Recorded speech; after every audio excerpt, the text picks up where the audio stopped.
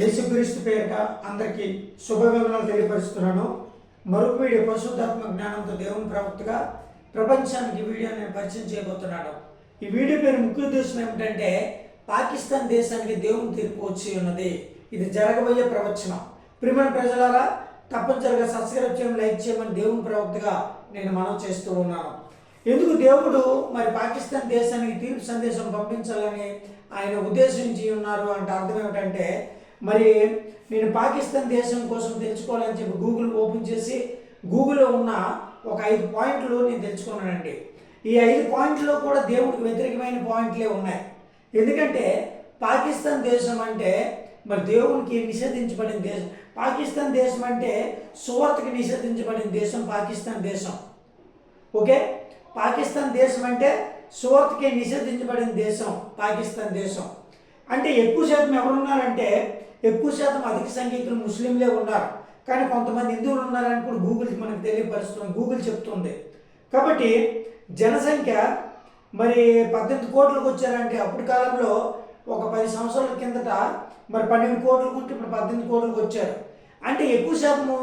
ఎందుకంటే హిందువులు కొంతమంది హిందూ కుటుంబాలను ఏం చేస్తున్నారంటే, మరి ముస్లింలు మరి వాళ్ళు ఏం చేస్తున్నారంటే మరి మత మార్పిడి చేస్తున్నారనే విషయము మరి గూగుల్ ద్వారా మనం తెలుసుకున్నాం. ప్రియమైన ప్రజలారా, మరి చాలా జాగ్రత్త వినండి. మరి జరగబోయే ప్రవచనం అంటే ఇది ఖచ్చితంగా అధిక సంఖ్యకులు ఎంతమంది ఉన్నారంటే 0.55% మాత్రమే మరి క్రైస్తవులు ఉన్నట్లుగా గూగుల్ మనకు తెలియపరిచింది. చూడండి, ఇక్కడ మరి దేవుడు బయలుపరిచిన విషయం ఏమిటంటే పాకిస్తాన్ దేశానికి దేవుని తీర్పు వచ్చి ఉన్నది. ఇది జరగబోయే ప్రవచనం.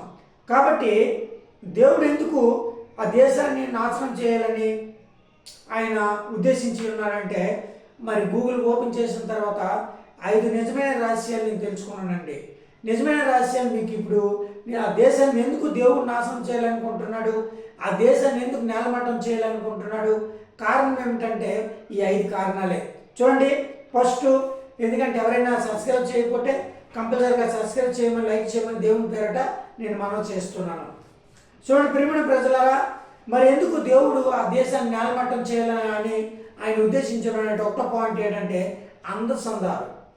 ఆ దేశంలో ఎక్కువ శాతం స్త్రీలు, ఎక్కువ శాతం అట అందాన్ని అటో అందసందాలు అంటే ఎక్కువ శాతము అందాన్ని వాళ్ళు ఎక్కువ శాతము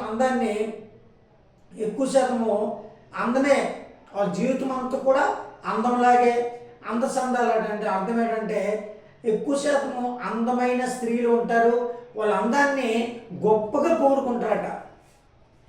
వాళ్ళ అందసందాలు మరి అందమైన స్త్రీలట వాళ్ళ అందసందాలను గొప్పగా కోరుకుంటారు. అంటే నాలాంటి అందగతి లేదు, నాలాంటి అందగతి లేదని, అందగాడు లేడని వాళ్ళ అందసందాలని ఎక్కువగా కోరుకుంటారు. ఇది దేవునికి మరి ఇష్టం ఉండదు. దేవునికి ఇష్టం లేని పని ఇది. రెండోది, మరి దేవునికి నిషేధించబడిన దేశము పాకిస్తాన్. దేవుని సువార్తకి నిషేధించబడిన దేశం పాకిస్తాన్ దేశం. ఆనాటి కాలంలో మరి చాలా సంవత్సరాల కిందట మరి పాకిస్తాన్ దేశం సువార్తకి నిషేధించబడిన దేశంగా మారిందని మరి గూగుల్ మనకు తెలియపరుస్తుంది. మూడోది, వ్యభిచారం ఎక్కువ జరుగుతుందట ఆ దేశంలో. అంటే పాకిస్తాన్ దేశంలో ఎక్కువ శాతము వ్యభిచారం జరుగుతుంది. మరి అందుకే దేవునికి మరి శత్రువు దేశంగా ఆ దేశము మరి నాశనం అయ్యే అవకాశాలు ఉన్నాయని కూడా నేను దేవుని ప్రవక్తగా తెలియపరుస్తున్నాను. నాలుగోది ఏంటంటే 3 రకాల వ్యభిచారాలు ఉంటాయట అక్కడ. ఆ దేశంలో 3 రకాల వ్యభిచారాలు ఉంటాయట. 3 రకాలుగా వ్యభిచారం నుండి మరి భయంకరమైన పాపము ఆ దేశంలో చేస్తున్నారు. నెక్స్ట్ 5వ పాయింట్కి వస్తే డబ్బు అహంకారము. ఇంకొకటి, పేద ప్రజలకు కానీ ఎవరికైనా పెట్టాలంటే వాళ్ళ చేతులు రావు.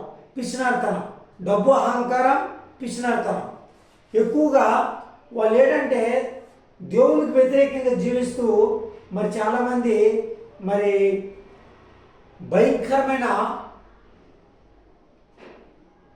చెడు అలవాట్లకి బానిసలుగా మారున్నారు. కానీ చెడు అలవాట్లకు బానిసలుగా మారున్నారనమాట. 6వ పాయింట్కి వస్తే క్రైస్తవుల మీద దాడులు జరుగుతున్నాయి. అంత క్రైస్తవుల మీద దాడులు జరుగుతున్నాయని గూగుల్ మనకి తెలియపరుస్తూ ఉంది. కాబట్టి ప్రియమైన ప్రజలారా, ఎందుకంటే ఈ 5 పాయింట్లు దేవునికి ఇష్టం లేని, యెహోవా దేవునికి ఇష్టం లేని పాయింట్లు.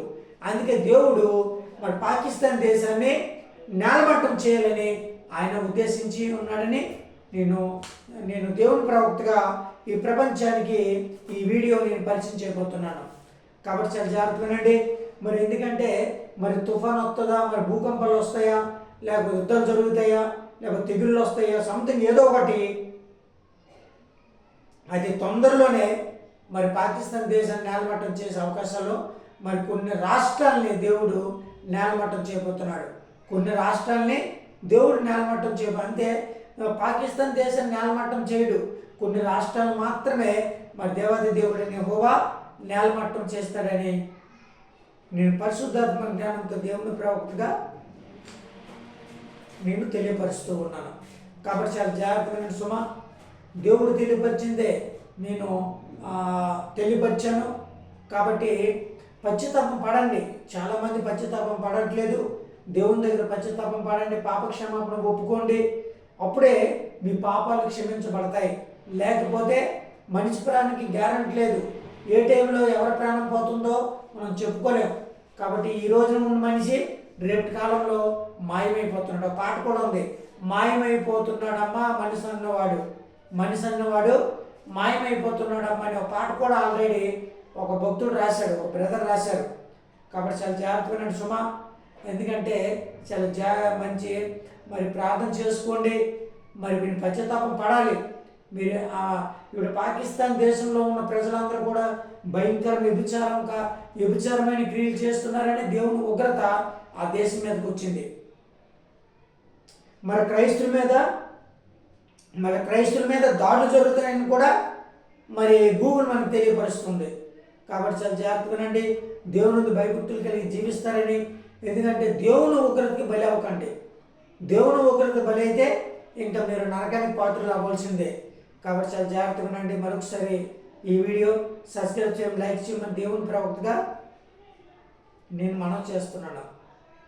ఓకేనా? అందరికి బాయ్. మరొక వీడియో పరిశుద్ధాత్మ జ్ఞానంతో తీర్పు సందేశానికి మరొక వీడియో కలుసుకుందాం, మరొక దేశం కోసం. ఓకేనా?